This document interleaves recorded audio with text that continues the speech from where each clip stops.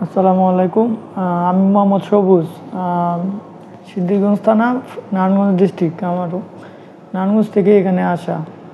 তো এখানে আসার যে কারণটা সেটা হলো আমার হিপ জয়েন্ট প্রবলেম। সর্বপ্রথম 2017 সালে আমার ডান পায়ে হিপ জয়েন্ট প্রবলেম ধরা পড়ে। ব্যথা ছিল, তাও বুঝতে পারি নাই, ব্যথার ওষুধ খাইতাম। তো এক সময় ডাক্তারের কাছে যাওয়া লাগছে অনেকগুলা। আপনার অর্থোপেডিক ডাক্তার দেখাইছি, প্রথমে মেডিসিন ডাক্তার, তারপরে অর্থোপেডিক ডাক্তার।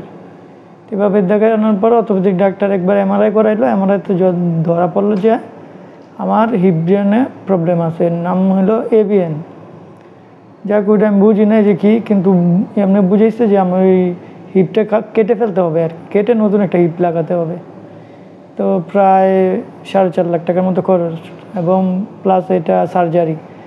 তো এই সার্জারি ভয়ে আমি ডাক্তার অনেকগুলো চেঞ্জ করছি। প্রায় নারায়ণগঞ্জেই অর্থোপেডিক দেখেছি 7-8 জন, প্লাস ঢাকা আসছি, ঢাকাও মোটামুটি 7-8 জন ডাক্তার দেখাইছি, শুধু অর্থোপেডিক, সার্জারিটা যাতে না করা লাগে তাই। বাট সমস্যা এটাই যে সবাই একই কথা বলছে, সার্জারি করা লাগবে। তো এই ভয়ে আমি ওই লাস্ট যে ডাক্তার, তো তারপর আমি যে এবিএন প্রবলেমটা যখন ধরা পড়লো, তো একের পর এক 7 জন ডাক্তার নারায়ণগঞ্জ প্লাস 7-8 জন ডাক্তার ঢাকা। তো এই মিলে প্রায় ওই ওষুধ এক একজনেরটা দিত, কিন্তু সকলেরই মানে কথা একটাই যে সার্জারি করা লাগবে। এখন সার্জারিতে ব্যয়বহুল, প্লাস আবার এটা কেটে ফেলবে, এই জন্য আমি ভয়ে আর সার্জারি করি নাই। এই 2017 থেকে 24 পর্যন্ত প্রায় মনে করেন 8 বছর আমি ব্যথার ওষুধ খেয়ে ব্যথা নিয়ে আসি। জাস্ট লাস্টে আমার আর ডান পায়ের সমস্যা থেকে হঠাৎ আমার বাম পায়েও প্রবলেম দেখা দিছে। তো আমি যখন বাম পায়ে প্রবলেম হয়েছে, তখন আমি বুঝতে পারছি এটাও এবিএন প্রবলেম, কারণ আগের ব্যথাটা আর এটার ব্যথাটা সেম। তো প্রায় 8 বছর যাবত এই কষ্ট করছি। লাস্ট আমার এক মামাতো বোনে আমাকে যখনই আমার ব্যাপার জানতে পারছে, তো সাথে সাথে ডাক্তার ইয়াকুব আলী স্যারের কথা বলছে যে তুমি ওনার সাথে কথা বলো, যোগাযোগ করো। আর আমি ও এবিএনের পেশেন্ট ছিল, এখান থেকে ট্রিটমেন্ট নিয়ে ভালো হয়ে গেছে। ওকে। তো তারপরে আমার মামাতো বোন আমাকে বিএলসিএস হসপিটালের সন্ধান দেয় যে এখানে ইয়াকুব আলী স্যার আছে, ওনার সাথে যায় যোগাযোগ করো। তো আমি দেরি করি নাই, পরের শুক্রবার ছিল, শুক্রবার এই অ্যাপয়েন্টমেন্ট নিয়ে স্যারের কাছে চলে আসছি বিএলসিএস হসপিটালে। তা আসার পরে স্যারে আমার কিছু এমআরআই আর টেস্ট দিয়েছে। তো দেওয়ার পরে ওগুলা করার পরে যে বললো যে তোমার হিপের প্রবলেম আছে, ছোটোখাটো একটা লেজার অপারেশন করা লাগবে। তখন আমি জানতে চাইলাম স্যার লেজার অপারেশন হইলে তো আবার কাটাকাটি, আবার অনেকে, আমি তো বুঝতাম না লেজারটা কী।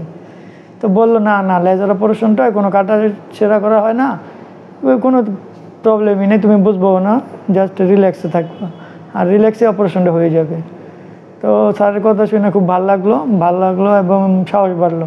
তো বললাম ঠিক আছে, ওদিনই ভর্তি হয়ে গেলাম। ভর্তি হওয়ার সাথে সাথেই আমার ওদিনই অপারেশন। এখন আমাকে যখন ওটিতে নিয়ে যায়, তো আমি তো খুব টেনশনে যে আসলে কী না কী হয়। তো ওটিতে যাওয়ার পরে মানে অজ্ঞানও করা হয় নাই। আমি ডাক্তারদের সাথে কথা বলতেছি, আর 2-1 জন স্টাফ ছিল ওখানে কথা বলতেছি। স্যারের খালি জিজ্ঞেস করতেছি স্যার অপারেশন কখন। স্যারে বলে তোমার এখন বেডে দিয়ে দেবো। তার মানে আমি তো পুরো সারপ্রাইজ যে আমার অপারেশন হয়ে গেছে। তো আসলে লেজার অপারেশনে কোনো কাটা ছিঁড়ে না, কোনো কিছু না, আমি তেমন কিছু অনুভবও করতে পারি না যে আসলে আমার অপারেশন হয়ে গেছে। তারপরে জাস্ট একটা নিয়ম অনুযায়ী আমাকে বেডে দিল। বেডে দেওয়ার প্রায় আজকে 7-8 দিন।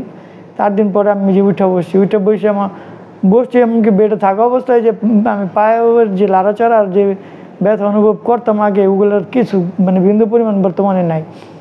আর উঠে যখন দাঁড়ানোর পরে মনে হইতেছে যে আমি সেই আগের যৌবনকালের যেভাবে দাঁড়াইয়া দৌড়াদৌড়ি করতাম, সেম পর্যায়ে চলে গেছি। যাক, আল্লাহ আলহামদুলিল্লাহ, আমি বিএলসিএস হসপিটালে সেবা নিয়ে নিজের ধন্য মনে করতেছি। এবং ইয়াকুব আলী স্যার মানে খুবই মিশুক একজন লোক, এবং খুবই ভালো। আয়সা সবসময় দেখলাম যে খোঁজখবর নেয়। ওটিতে আমার একবার নিজের প্রবলেম মনে হয়েছিল, গ্যাস জমে গেছিলো, আমি জানাইছি সিস্টারকে, সিস্টার স্যারকে জানাইছে, স্যার রাত্রের 11টা বাজে এসে আমার সাথে দেখা করে গেছে। তো আসলে সবাই এরকম করে কিনা জানি না, তো বাট আমার কাছে ওনার ব্যবহারটাও খুব ভালো লাগছে। সাথে সাথে এখানকার স্টাফগুলোর ব্যবহার অমায়িক, যা এখানে আসলে কোনো কিছু চাওয়া লাগে না, বলা লাগে না, ওনারা মানে আগ করার আগে বুঝে ফেলে যে কী লাগবে। ওনাদের ব্যবহারগুলো খুব ভালো লাগছে, সার্ভিসটাও সেই বেস্ট। তো আমি আসলে যারা এভিয়ান প্রবলেমে আছেন, মানে আমার মতো যে প্রবলেমে আছেন, তাদের আমি রিকমেন্ড করবো দয়া করে যে আপনারা আসেন, অপারেশন করা লাগবে তা না, আপনারা BLCS হসপিটালে এসে ঘুরে যান, ইয়াকুব আলী স্যারকে দেখান আপনাদের প্রবলেমগুলো, বাস। আচ্ছা, সবাই আমার জন্য দোয়া করবেন। আসসালামু আলাইকুম।